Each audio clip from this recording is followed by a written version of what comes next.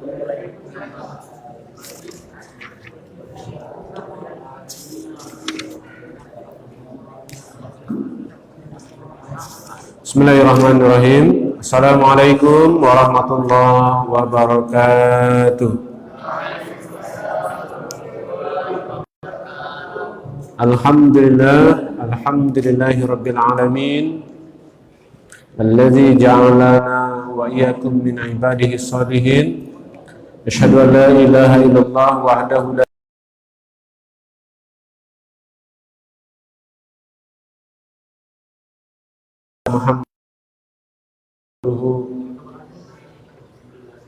la nabiyya wa rasula ba'dah, amma ba'du.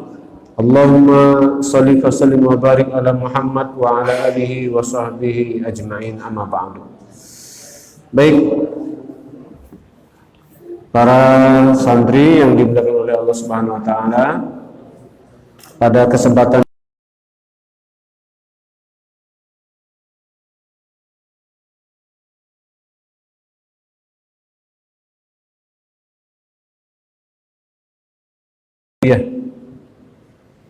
kita alhamdulillah masih diberikan napas kehidupan oleh Allah Subhanahu wa taala, sehingga kita bisa dan sampai sekarang untuk melakukan amal-amal ibadah kepada Allah Subhanahu wa taala. Mudah-mudahan segala aktivitas dan amal ibadah kita bernilai kebaikan dan berpahala di sisi Allah Subhanahu. Kemudian salawat dan salam tak lupa-lupanya kita sampaikan kepada Rasul Nabi besar kita Nabi Muhammad sallallahu alaihi wasallam. Kaifa halukum? Alhamdulillah. Sekarang tanggal 9, berarti bulan Ramadan berapa hari lagi? Berarti sisa 21 hari lagi. Artinya 3 pekan lagi kita akan kedatangan tamu yang sangat mulia, dinanti-nanti oleh orang-orang beriman, yaitu bulan Ramadan. Kita semuanya bisa bertemu dengan bulan Ramadan dalam keadaan sehat walafiat, dengan rasa gembira yang sangat riang kita, karena bulan itu adalah bulannya yang penuh barakah di dalamnya, yang banyak sekali keutamaan-keutamaannya. Baik, pada kali ini Ustadz akan mengulang materi kemarin sebelum kita memasuki materi yang baru atau bab yang baru, tema yang baru. Sebelumnya Rasulullah SAW diperintahkan oleh Allah Subhanahu wa taala dalam sebuah firman-Nya, yaitu dalam surah Al-Muddatsir ayat 1 sampai 7. Dan semuanya kita sudah hafal insyaallah ya. A'udzu billahi minasy syaithanir rajim. Ya ayyuhal muddatsir, ya ayyuhal muddatsir, ya, sama-sama kita baca ya, ayat 1 sampai ayat 7 ya. Mudah-mudahan kita mendapatkan rahmat. A'udzu billahi minasy syaithanir rajim. Bismillahirrahmanirrahim. Ya ayyuhal muddatsir, qum fa'anzir wa rabbaka fakabbir wa siyabaka fatahhir wa rujza fahjur wa la tamnun tastaksir wa li rabbika fasbir. Shadaqallahul azim. Nah, kira-kira apa artinya? Nih, ayat yang turun ya setelah surah Al-Alaq yang Allah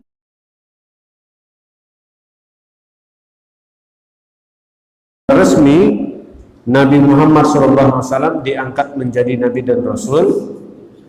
Kemudian Allah melanjutkan firman-Nya kepada Rasulullah SAW, yaitu suatu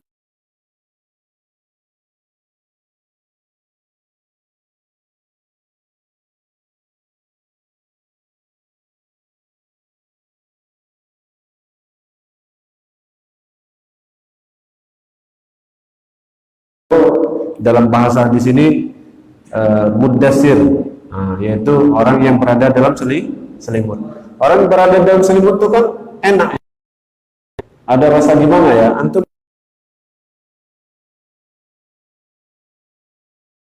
enaknya berada di dalam selimut atau di luar rumah? Nah, rata-rata dalam selimut kan. Nah, kemudian rasanya berat kita kalau keluar dari selimut. Nah, ketika Allah Subhanahu mengatakan ya ayyuhal mudassir, wahai orang yang berselimut, qum fa'anzir. Nah, sekarang Allah perintahkan untuk bangkit, bangun. Ini sebuah perintah kepada Rasulullah SAW, bangkit, bersemangat. Nah, ada tugas yang amat mulia, meskipun berat di situ, tetapi sangat mulia, menjadi tugas Nabi dan Rasul. Nah, ketika Rasulullah SAW diangkat menjadi Nabi dan Rasul, beliau mendapatkan perintah, qum fa'anzir, bangun dan berilah peringatan. Karena peringatan itu peringatan untuk disampaikan kepada orang-orang ya, yang ada di sekitar Mekah waktu itu. Nah, ini ayat tentang jadi dipanggilnya oleh Allah kepada Nabi ini, wahai orang berselimut, qum fa'anzir, ayat bangun, sampaikan peringatan kepada mereka supaya mereka ingat Tuhannya. Karena selama ini terlelap mereka. Terlelap apa? Terlelap ya tidak mengerti akan Tuhannya, siapa Tuhannya. Selama ini dibikinnya Tuhannya kue, dibikinnya patung, kemudian disembah-sembah, dipuja-puji, tidak menghasilkan apa-apa. Nah, ketika Rasulullah SAW diutus ke muka bumi, kemudian beliau diangkat menjadi Nabi dan Rasul, Allah Subhanahu Wa Taala menyampaikan kepada Nabi Muhammad supaya Nabi Muhammad qum fa'anzir, bangun, sampaikan peringatan, ingatkan mereka, ya, bahwasanya la ilaha illallah, tiada Tuhan yang layak disembah kecuali Allah. Masya Allah, ini luar biasa. Wa rabbaka fakabbir. Nah, sebelumnya tujuan peringatan agar siapapun yang menyalahi keridhaan Allah di dunia ini diberi peringatan tentang akibatnya.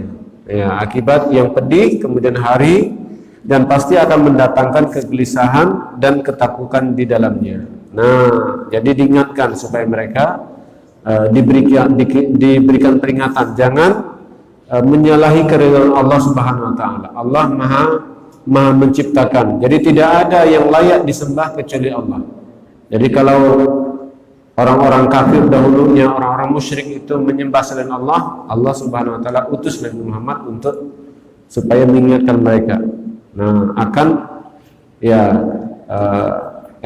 esensi dari sebuah ketuhanan, ya. Siapa Tuhan mereka. Kemudian wa rabbaka fakabbir. Nah, dan Tuhanmu agungkanlah. Kan gitu ya. Tuhanmu agungkanlah. Nah, tujuan pengagungan diri di dunia tidak dibiarkan begitu saja, melainkan kekuatannya akan dipunahkan dan keadaannya dibalik total. Yang tersisa di dunia selain kebesaran.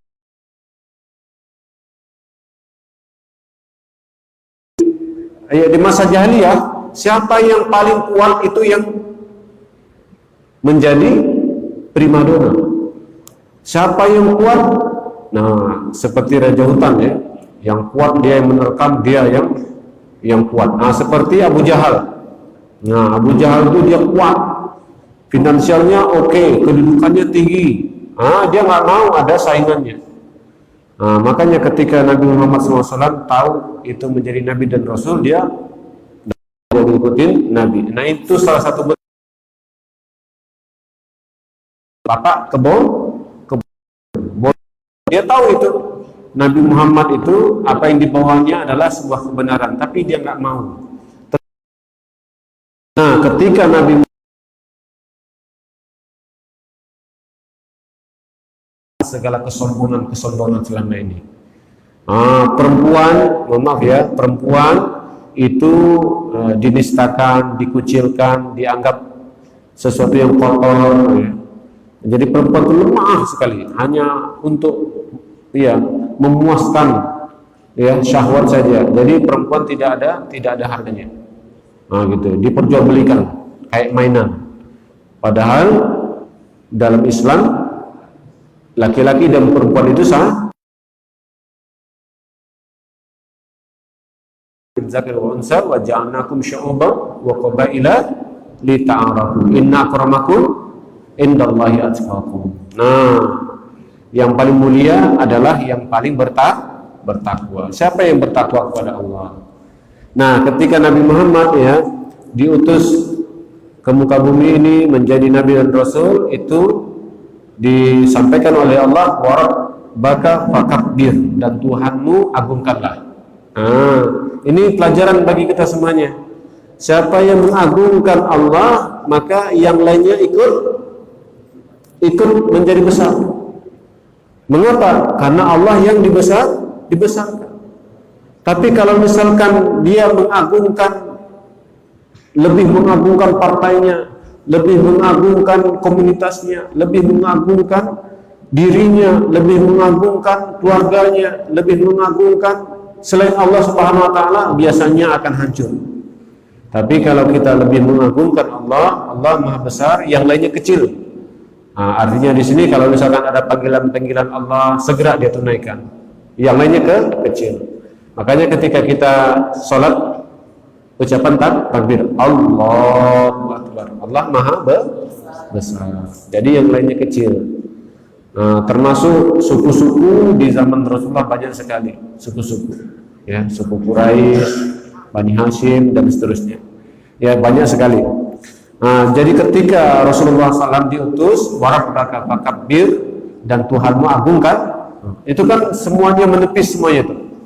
Membongkar kesombongan orang-orang Quraisy waktu itu. Ketika Allah Subhanahu wa taala menyampaikan sebuah firman-Nya, warabbaka fakabbir. Jadi Allah saja diagungkan, bukan yang lainnya. Allah diagungkan. Ayo agungkan Allah, karena Allah yang menciptakan kita, bukan Lata dan Uzza. Lata dan Uzza itu nama patung, ya. Demi Lata dan Uzza, itu kata mereka. Gitu ya. Kalau kita kan demi Allah, demi Rabb, ya, yang menciptakan langit alam semesta ini. Nah, jadi warabbaka fakabbir. Jadi agungkanlah. Siapa yang diagungkan? Allah. Begitu juga pesantren ini kita agungkan. Dengan cara apa? Mengagungkan ayat-ayat Allah. Bisa besar. Kemudian organisasi apa yang diagungkan? Semuanya lillahi kalimatillah, mengagungkan kalimat Allah Subhanahu wa taala. Tapi kalau sudah mulai ada rasa sombong, ada mulai rasa ya mengatakan dirinya wah hebat. Nah, sementara Allah Subhanahu wa taala dikesampingkan. Nah, ini hati-hati nih, bisa. Nah, ini juga pelajaran bagi kita nih. Warabbaka fakabbir, dan Tuhanmu agungkanlah. Ya, nanti misalkan kita pergi ke desa, berdakwah di pedesaan. Nah, pasti nanti akan ketemu itu orang yang jauh dari agama. Biasanya dia lebih membusungkan dirinya. Saya besar. Di situ sampaikan ayat ini. Warabbaka fakabbir. Ayo besarkan Allah Subhanahu wa taala. Kalau Allah yang kita besarkan,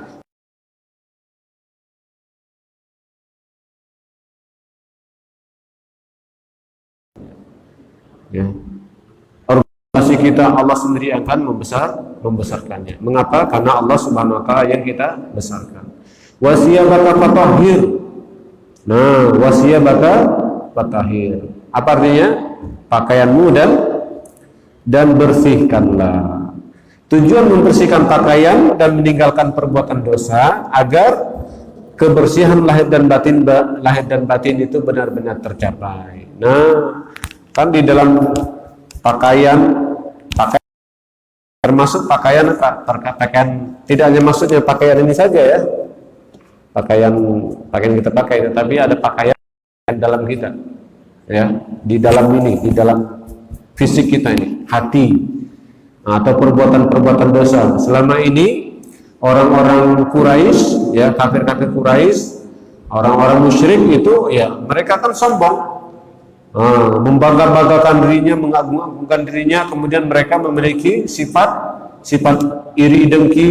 Nah, kalau nggak senang dengan si fulan, libas. Kalau nggak senang dengan fulan, itu pokoknya kacau gitu ya di zaman jahiliyah itu. Nah, jadi pesan-pesan Allah Subhanahu Wa Taala kepada Nabi Muhammad ini, dia bakal fatahir, sucikanlah diri kalian. Selama ini kalian banyak sekali berbuat dosa, ayo bersihkan. Ya, nah, dengan ajakan-ajakan yang luar biasa yang disampaikan Nabi kepada orang-orang kafir waktu itu. Nah, kemudian begitu pula dalam membersihkan jiwa dari segala noda dan kotoran bisa mencapai titik kesempurnaan. Nah, agar jiwa apa? Agar jiwa manusia berada di dalam lindungan rahmat Allah Subhanahu Wa Taala, penjagaan, pemeliharaan hidayah, cahayanya sehingga menjadi yang paling ideal di tengah masyarakat manusia, yaitu mengundang pesona semua hati dan decak kegaguman. Mengapa agum menjadi apa? Menjadi kagum orang melihatnya karena perangainya tadi.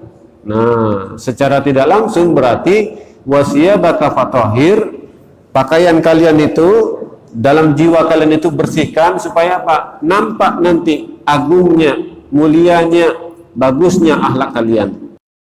Kenapa? Karena rendah hati, karena dia saling menghargai, karena dia saling mencintai.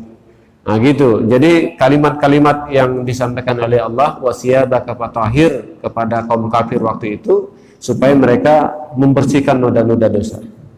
Nah, berarti kita berdakwah ini tentu juga mengalami hal yang sama di tengah-tengah masyarakat.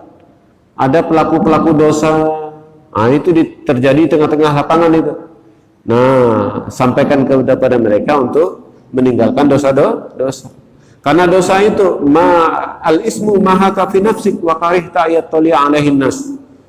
Nah, apa yang dimaksud dengan dosa adalah yang membuat hati kita tidak tenang, ya, dan kita tidak mau perbuatan ini diketahui oleh orang lain, itu namanya dosa. Selalu mendatangkan kegelisahan. Jadi ketika kita membersihkan jiwa kita ini, maka Allah Subhanahu Wa Taala ingin membersihkan dan juga memberikan kedamaian dalam hati kita. Nah, damai hati kita, tenang hati kita, berarti nanti dalam kehidupan juga tenang. Coba kalau tidak dibersihkan jiwanya, tidak dibersihkan pakaiannya, wasiyabaka fatahhir tadi, maka semuanya akan saling musuh-musuhan.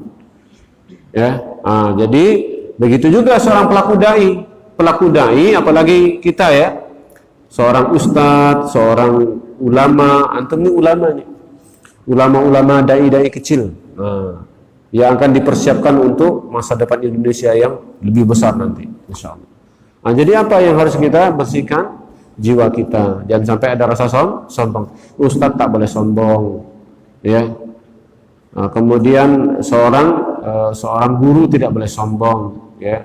Saudagar kaya tidak boleh sombong, pejabat tidak boleh, semuanya nggak boleh sombong. Nah, siapa yang ngingetin ini? Yang ngingetin ini adalah ulama, penyuruh dakwah. Nah, penyuruh dakwah di sini harus apa? Fatahhir, yaitu mensucikan hati mereka. Nah, kalau kita di sini bismillah terus berinteraksi dengan Al-Qur'an, itu bisa mensucikan hati kita, ya. Itu nggak boleh lepas ini. Ya, nggak boleh, makanya ada zikir masurat pagi dan sore. Nah, gitu. Kemudian baca Quran, tahajud, apalagi. Memang itu untuk mensucikan jiwa kita. Supaya nanti ketika kita berdakwah juga mudah diberikan taufik oleh Allah, sehingga orang yang kita ajak itu tergugah hatinya. Siapa yang menggugahkan hati? Allah. Nah, caranya bagaimana? Kita harus membersihkan diri kita. Wasiyabaka fatahhir.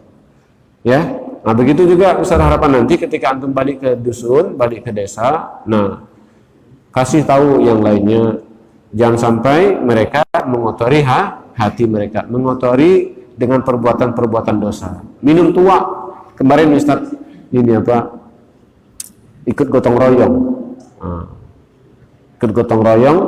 kemudian Ada lagunya, anggur merah ya. Jadi ada kacang-kacang goreng juga. Ternyata itu udah habis dibuang di situ, tapi kacang gorengnya masih banyak. Nah itu ternyata minum tua. Ada juga biasanya anak-anak muda itu ya. Yang kayak gini harus kita bersihkan. Jangan mereka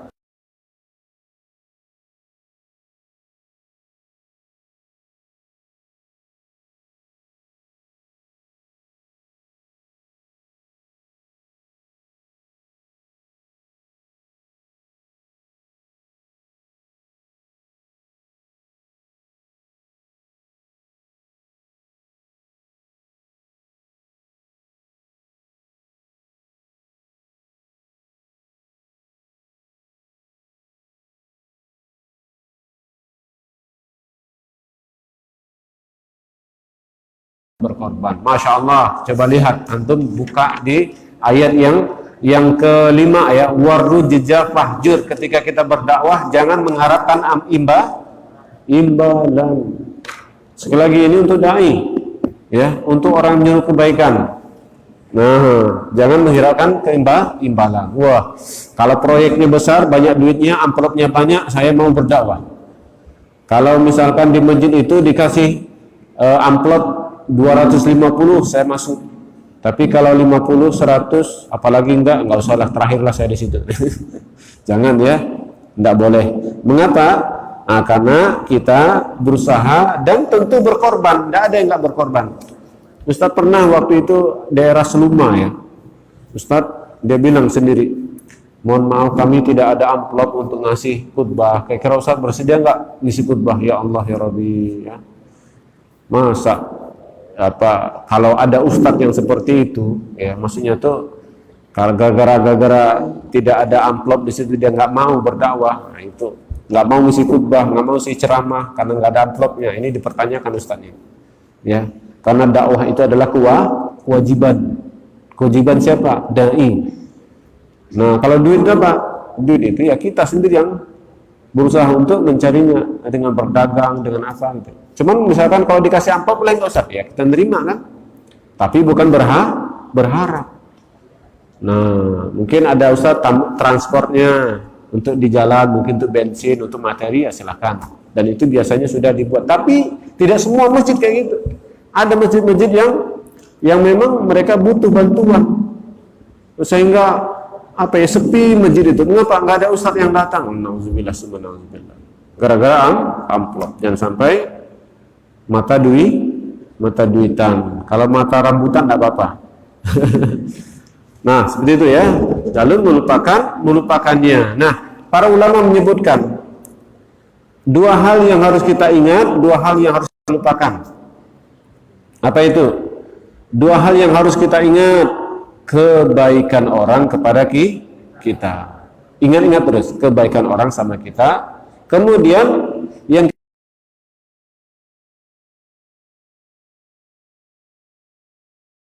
kita dengan orang lain, kita jelek sama dia, berbuat buruk sama dia, berbuat aniaya sama dia, berbuat zalim. Ingat-ingat bahwasanya kita sering dulu pernah melakukan perbuatan aniaya atau zalim. Nah, jadi dua hal yang kita sering-sering ingat ya. Apa? Kebaikan kita buat baik sama saya, ingat-ingat ya, ingat-ingat itu ya. Kemudian yang kedua adalah keburukan kita dengan orang lain. Yang dua hal yang kita lupakan, sebaliknya ya, yang kita lupakan apa yang telah kita berikan kepada si fulan ya, pengorbanan apa yang telah kita berikan sama, jangan diingat. Woi, kalau bukan saya yang nolong dia, tidak akan mungkin dia kayak gitu ya, kayak gitu. Saya lah yang membantu dia, nggak usah diingat-ingat. Jadi begitu juga ketika berdakwah, woi, kalau saya tidak masuk di dalam situ, di dalam komplek itu, wah, saya itulah yang bisa membuat itu. Wah, jadi nggak boleh dalam rangka ria atau membangga-banggakan dirinya, ya. Jadi kalau itulah saya sudah berdakwah di situ, masa sudah dikasih pisang goreng, ya, kasih teh kayak atau apa kayak, ya Allah, ya. Jangan berharap orang memberi kita, tetapi kita yang memberi seperti itu. Nah kemudian dua hal yang kita lupakan tadi kebaikan kita dengan orang lain, kemudian kejelekan orang lain dengan kita, lupakan. Oh, dia telah berbuat jelek dengan kita, dah, lupakanlah. Segera. Jadi begitu kehidupan kita nanti berdakwah ini disampaikan oleh Allah kepada kita seperti Allah menyampaikan kepada Nabi Muhammad. Nabi Muhammad pernah nggak minta imbalan? Bahkan Nabi pernah ketika dia berdakwah ditawarin sama orang kafir Quraisy, tolong sampaikan kepada pamanmu, kepada Abu Thalib, ya, supaya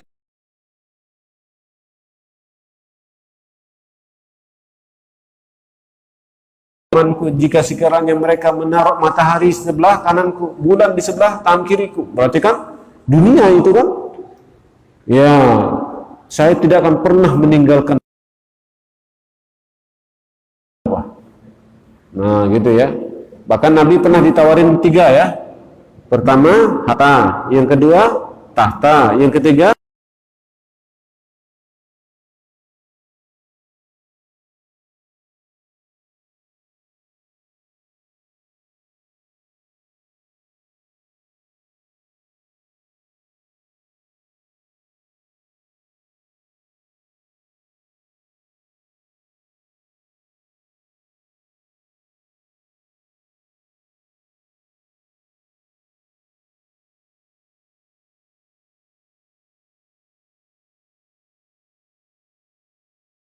lah gitu kan.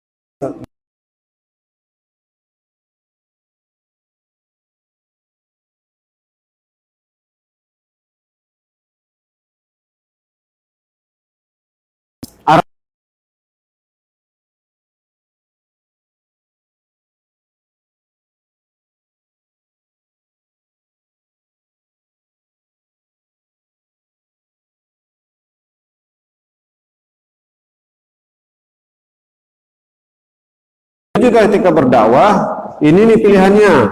Nabi Muhammad, harta kami kumpulin. Nah, mau apa silakan. Kemudian atau kami angkat jadi petinggi di sini. Oh, jadi kami tunduk semuanya kepada engkau. Tapi posisimu paling tinggi, raja kan? Nah, tapi nggak boleh ngajak-ngajak tentang keislaman di sini. Bahkan kami kumpulkan wanita-wanita cantik berapa ratus orang. Nah, silakan pilih yang mana. Antum ditawarin gitu yang mana enaknya? Ustadz, yang mata sipit aja Ustadz. Ya. Nah, tahu wanita yang seperti ini. Nah, kalau Nabi pengen, aduh, mudah bagi Nabi. Tapi Nabi tidak mau. Udah tinggalkan. Begitu juga nanti kehidupan kita. Antum pasti akan dihadapi dengan itu problem. Nggak usahlah mendirikan pesantren tahfiz Quran, nggak usahlah ngajak-ngajak orang ngapal Quran. Ini duit, ini motor, ambil lah. Iyo, ambil. Habis itu dia meninggalkan dakwah. Jangan seperti itu. Itu ya. Kemudian yang berikutnya walatam nuntas taksir. Kemudian janganlah memberi dengan maksud memperoleh tadi ya, lebih banyak. Kemudian wala tamnun tastaksir, kemudian dan untuk memenuhi perintah Tuhanmu, wali rabbika fasbir. Tujuan larangan lebih banyak dari apa yang diberikan agar seorang tidak menganggap perbuatan usahanya sesuatu yang besar lagi hebat. Kemudian dalam yang terakhir tadi, wali rabbika fasbir, dan Tuhanmu maka bersabarlah. Dalam ayat terakhir terdapat isyarat tentang gangguan, siksaan, ejekan dan olok-olok. Nah, bakal dilancarkan orang-orang yang menentang, bahkan mereka berusaha menekankan setiap orang yang beriman di sekitar beliau. Allah menitipkan agar beliau bersabar dalam menghadapi semuanya. Nabi itu berdakwah tidaklah mulus. Kalau ada apa namanya istilahnya, nak, dakwah itu berat, ya. Kalau yang ringan tuh rihlah namanya. Dakwah itu berat, yang ringan apa? Rihlah. Nah gitu. Jadi kalau yang namanya dakwah pasti penuh dengan onak dan duri, itu sudah menjadi sunnatullah. Ustadz nih gimana sih Ustadz nih? Nah gitu ya. Dicaci maki kita. Nah, kemudian sampaikan Ustadz ini. Kenapa sesatnya? Masa orang disuruh ke masjid, dah ke masjid itu salat Jumat aja, nggak ada sholat 5 waktu. Nah, dikatakan sesat lah, karena nggak biasa kan. Apalagi kita diolok-olok lah, kemudian kita difitnah. Ustadz itu, udahlah, Ustadz kemarin saya lihat istrinya itu 3, gitu. Ya, kok nanggung ya? Kenapa nggak 4 gitu ya? 3 deh, padahal itu adalah satu emaknya, satu bininya, satu anaknya. Di fitnah lah. Akhirnya yang lain jadi benci atau banyak. Nah, apalagi di zaman dulu.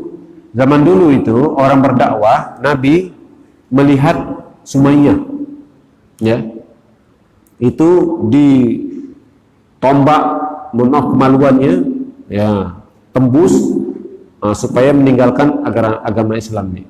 Tetapi beliau syahidah, ya. Keluarga ini ya, Yasir, Ammar bin Yasir ya, gitu ya, itu juga dibunuh. Bahkan ada dahulu ketika mereka masuk Islam di awal-awal dulu itu pengorbanannya luar biasa, ujiannya luar biasa. Itu diambil sisir, kayak sisir ya, yang bergerigi itu, dipanasin, udah merah kan, ditaruh sini, disisir ya rambutnya. Coba antum boleh dipraktikin ya. Besar sisir yang besinya tuh, digosok sini. Itu kan mendidih kan? Gitu ya, disisir. Mati. Ya. Supaya apa? Supaya meninggalkan agama Islam. Nah, apalagi? Ya. Bilal bin Rabah ditindih pakai batu besar di padang pasir, panas sekali. Nah, luar biasa. Ada juga yang dilempar ke dalam kuali, ya, digoreng di situ, dibuat minyak mendidih, air panas, mati di situ. Nggak pernah mereka goyah. Nah gitu ya. Nah begitu juga saudara-saudara kita seperti di belahan bumi yang lainnya, di Palestina ditembak dari depan, gitu ya. Dia tetap la ilaha illallah, termasuk yang terbaru ini di India. Di India ya, saudari-saudari kita yang pakai jilbab ditarik jilbabnya.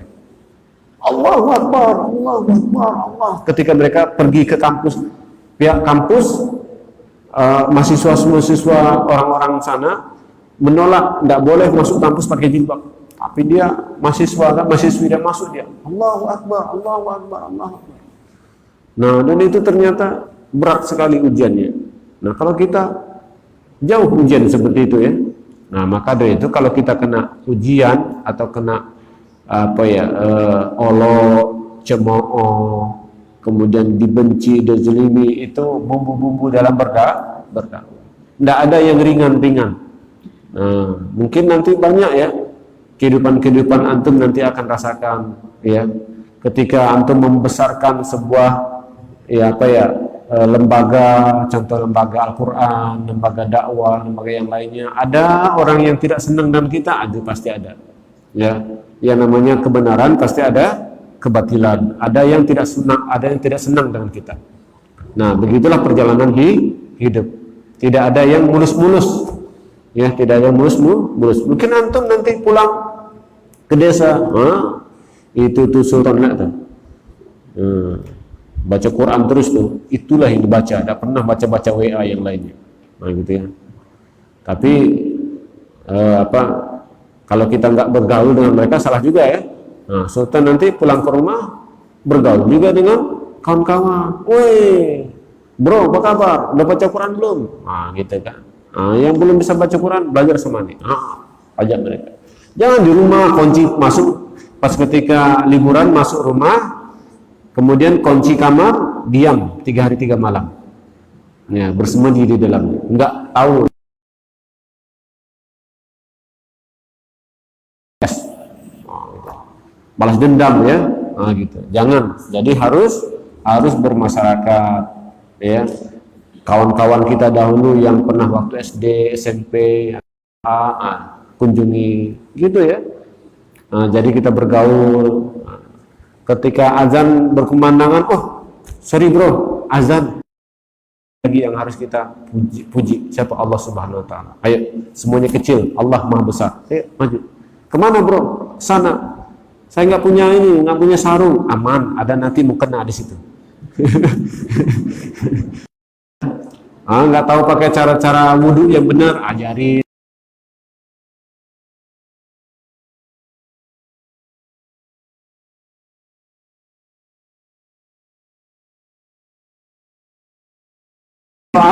Soalin. Orang yang mengetahui, orang berilmu atau orang yang soleh, bagus itu. Terpasok bodoh, tapi benar-benar bodoh ya. Nah, jadi nggak apa-apa, silakan. Nah ini ya, jadi wasbir, sabarlah. Ketika kita berdakwah perlu sabar. Nah, jadi ini berkaitan dengan surah Al-Mudassir ayat 1 sampai ayat 7 yang sudah pernah saya sampaikan sebelumnya. Kemudian periode dan tahapan dakwah turun ayat ini kepada Rasulullah.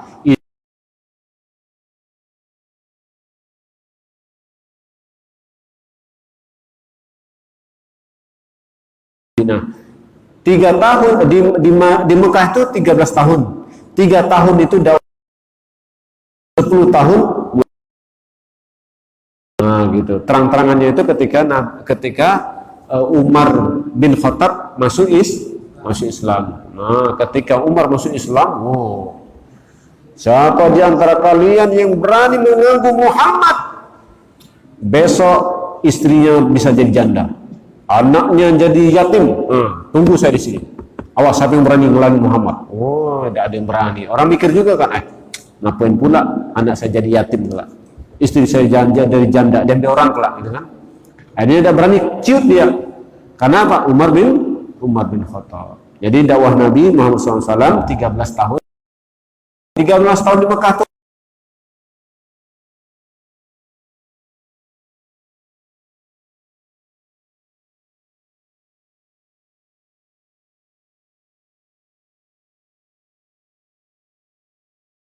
itu banyak dakwah akidah. Nah, jadi dimantapkan dulu fondasi akidahnya. Nah, kalau sudah mantap, mereka hijrah ke Madinah. Madinah itu menjadi Yasrib, berubah menjadi kota Madinah, disebut dengan Madinah Al-Munawwarah. Nabi yang memberikan nama itu menjadi Madinah Al-Munawwarah, kota yang bercahaya.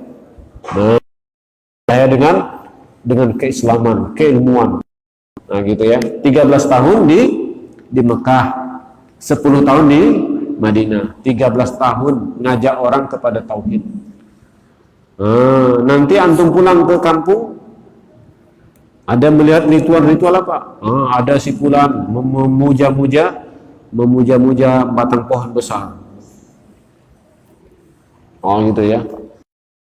Kemudian dikasihnya hanun di situ. Gitu ya. Kemudian dipuja-pujanya. Kemudian setelah itu dia ke masjid sholat, gitu kan? Tapi dia memuja-muja pohon. Tapi dia sholat juga. Ini berarti musyrik, ini berbahaya, berbuat syirik. Tapi dia juga percaya selain Allah. Jadi ada yang dipuja yang lainnya. Ya, jadi kalau misalkan kalau tidak pakai kemayan ini, berdoa tidak pakai kemayan ini kurang afdal, nggak nyampai. Biar asapnya itu nyampai ke langit. Jadi pakai kemenyan ya, gitu ya. Kalau nggak pakai, nggak diterima ibadah doa kita. Sibuk keliling ya. Sudah selesai, habis waktunya, orang dah bubar baru ketemu kemenyannya tadi. Kayak gini jangan harus disampaikan diluruskan kepada saudara kita, dan termasuk hal-hal yang lainnya ya, perbuatan-perbuatan syirik yang lainnya ya. Kemudian periode di Madinah berjalan 10 tahun. Nah,